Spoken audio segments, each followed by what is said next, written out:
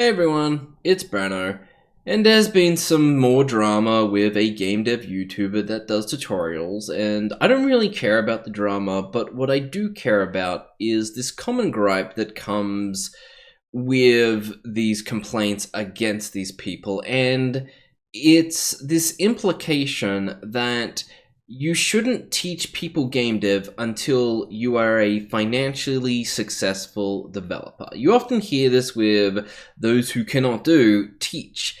And I wanted to explain that even if this could be technically correct, it's not always.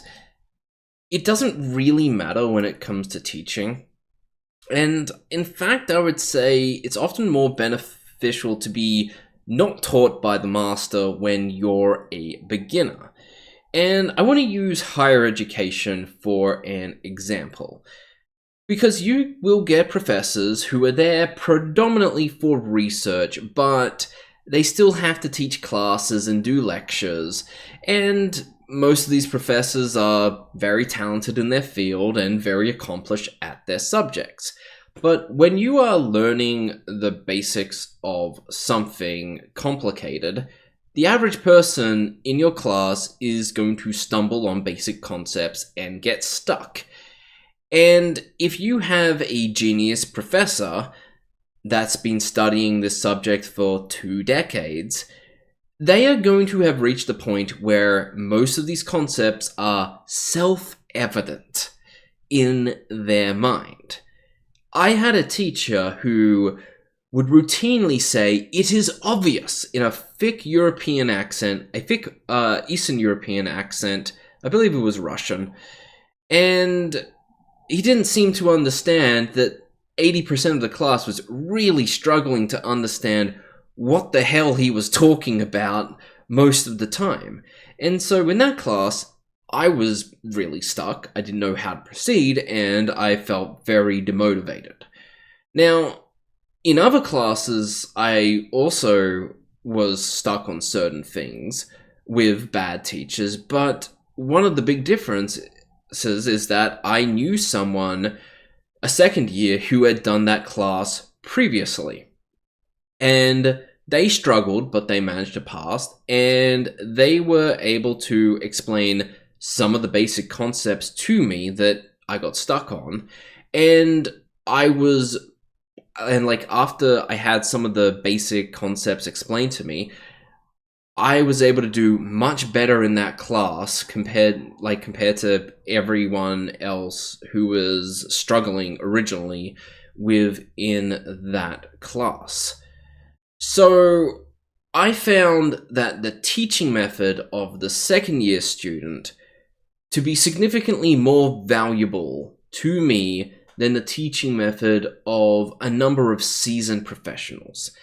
And this applies to game dev, because I learned a lot from Heartbeast, and I'd watched him multiple times when trying to learn game dev over the years. Even though I quit, I kept on coming back to his tutorials, and eventually his tutorials got me across the line to be able to make games in my head, like get ideas in my head and get it into a playable state within an engine.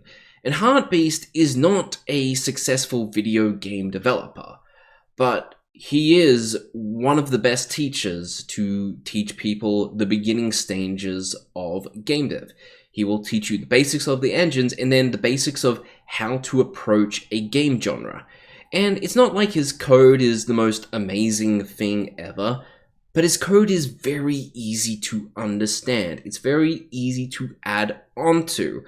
And it's not particularly scalable, but that's not the point of a tutorial.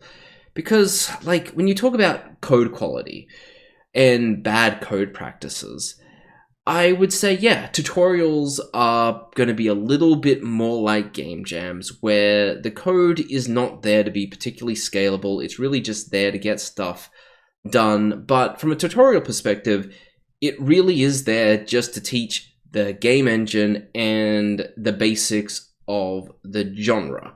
And if you are a seasoned coding veteran, then you should just be there to learn the basic concepts that you didn't understand. And then once you understand those basic concepts, like, all right, cool. I'm going to now do this in my own way. Like, the tutorial is just there to get people across the line. And I know this from my own experience making a Vampire Survivors tutorial. My tutorial is 7 hours long, and I am going to be taking shortcuts and doing bad code practices if it makes the process of making this game quicker. Because it's long, and fundamentally, a lot of bad coding practices are actually easier to understand because as a beginner, you can see the immediate impact.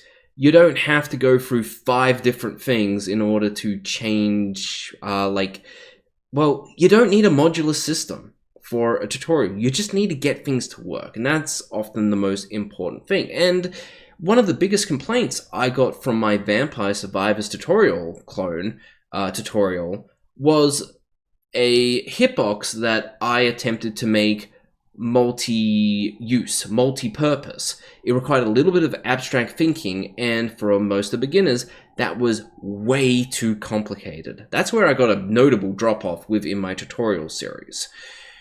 So I would say bad coding practices in tutorials around learning the basics of game dev, that's not a particularly bad thing.